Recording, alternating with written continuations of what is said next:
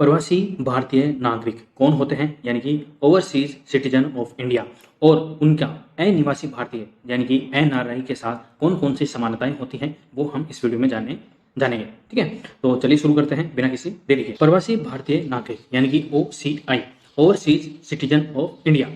नागरिकता अधिनियम 1955। तो सबसे पहले आपको ये ध्यान रखना है कि नागरिकता जो अधिनियम है वो कब आया था, तो 1955 में आया था।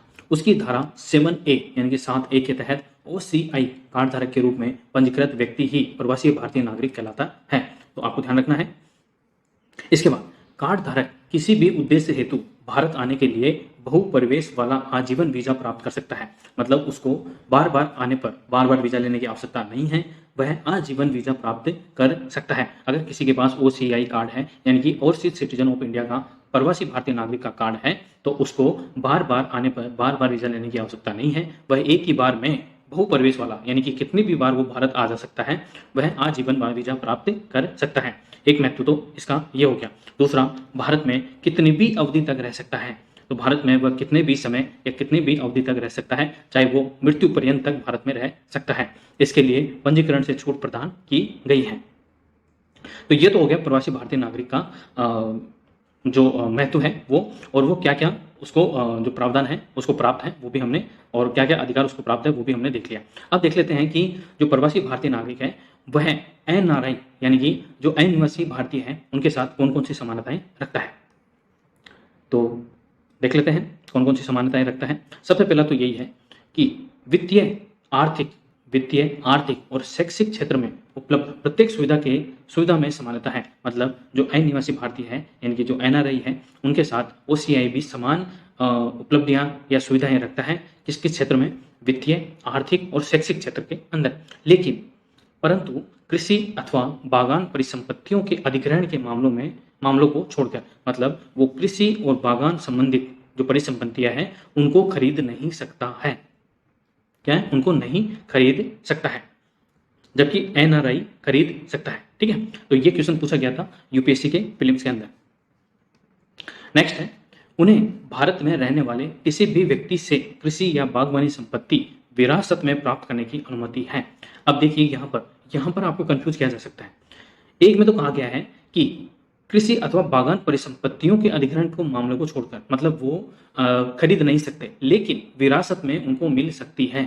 जैसे मान लो आपके पिताजी इंडिया के अंदर रह रहे हैं और आपके पास फॉरेन चले गए, आपके पास मिल गया ओसीआई यानी कि भारतीय जो प्रवासी भारतीय नागरिक है उसका कार्ड आपको मिल जाता है। उसके बाद आपके पिताजी का देहांत हो जाता है तो उनके पास जो बागान संबंधित जितनी भी विरासत के अंदर संपत्ति है, चल अचल, वो आपको ट्रांसफर हो सकती है। लेकिन आप खुद से वो जो कृषि और बागान परिसंपत्तियां हैं वो अधिग्रहण खरीद नहीं सकते हैं। विरासत में आपको मिल सकती है लेकिन आप खरीद नहीं सकते हैं। यही बेसिक डिफरेंस है इन दोनों के अंदर। आई होप आपको समझ में आ गया होगा। नेक्स्ट जो है, भारतीय बच्चों को गोद यानी कि दत्तक लेने की अंतर्देशीय सुविधा। वह भारतीय बच्चों को गोद ले सकते हैं देश के अंदर। चिकित्सक, फार्मासिस्ट जैसे पेशों को अपना सकते हैं। मतलब डॉक्टर और मेडिकल से संबंधित जितनी भी नौकरियां हैं, पद हैं, उन पेशों को वह अपना उन पेशों को वो अपना सकते हैं भारत के अंदर। नेक्स्ट है, देश में किसी भी राष्ट्रीय उद्यान, वन्यजीव अभ्यारण्य, राष्ट्रीय स्मारक, ऐतिहासिक स्थल और संग्रहालय के दर्शन के क्रम में घरेलू यात्रा और प्रवेश शुल्क एवं विमान शुल्क को लेकर भारतीय नागरिकों के समान सुविधाएं प्राप्त करने के पात्र हैं। तो इसका मतलब ये है कि जैसे आपने कई बार ऐतिहासिक स्थलों पर घूमने गए होंगे तो उनके लिए क्या होता है, जो फॉरेनर्स होते हैं ना, उनके लिए जो विजिटिंग जो वहाँ का टिकट होता है वो बहुत महंगा होता है। जैसे कि भारतीयों के लिए जो टिकट है वो 50 रुपये का है, वहीं फॉरेनर्स के लिए वो टिकट 500 रुपये का है। तो एनआरआई और ओसीआई जो कार्ड धारक व्यक्ति है, भारतीय मूल के जो व्यक्ति हैं, उनको भी जो भारतीय नागरिक है उनके समान ही टिकट मिलेगा। मतलब 50 रुपये का टिकट है तो 50 रुपये का ही टिकट उनको मिलेगा। इसका मतलब ये है।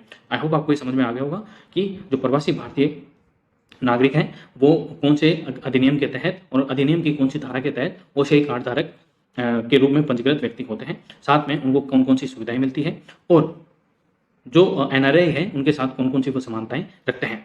तो ये सब आपको मैंने समझा दिया है।